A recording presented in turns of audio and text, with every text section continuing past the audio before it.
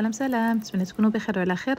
الوصفه ديال اليوم ان شاء الله غادي نوجد معكم حلوه بريستيج كتجي روعه في الشكل وفي المذاق، ساهله في التحضير، ما كتشدش لكم الوقت. كنتمنى يعجبكم لا فيديو ديال اليوم ونبداو الطريقه على بركه الله.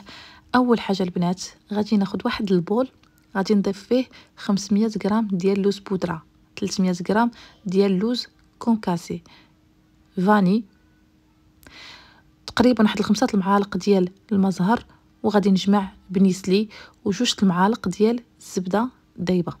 هنايا غادي نضيف الكريمه ديال البيستاج اللي كتعطي واحد التعليكه واحد اللذه بنينه في هذه العقده هذه. صافي هنا كنعجن، من بعد غادي نجيب واحد الطبيصيل غادي ندير فيه دوائر ديال العقده.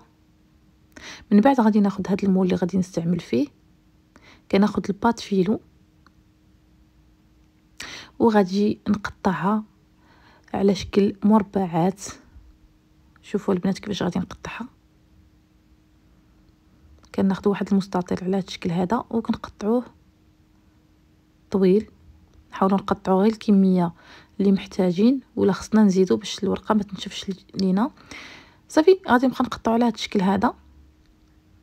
من بعد غادي نجمع العجينه ديالي باش ما تنشفش. من بعد غناخذ ورقه واحده وندهنها بالزبده، نعاود الورقه الثانيه.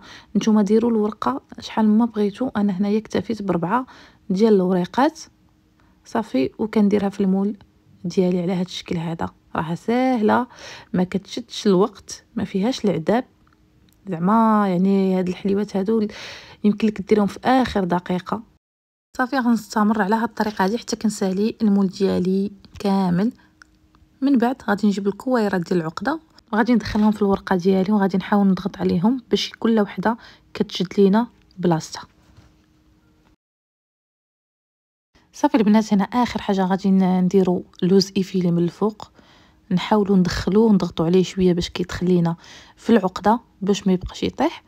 وهنا ضروري ما تجيبوا الالومنيوم وتغطيوها، غادي تدخلوها للفران على 170، ما تزيدوش اكثر، وخليوها حتى كتحمر من التحت مزيان. عاد حيدوا الالومنيوم وخليها تحمر شويه من الفوق، وغير تخرج سخونه مباشره. غادي ندهنوها بالعسل على هذه الطريقه هذه وجربوها البنات، راها كتجي روعه. السلام عليكم.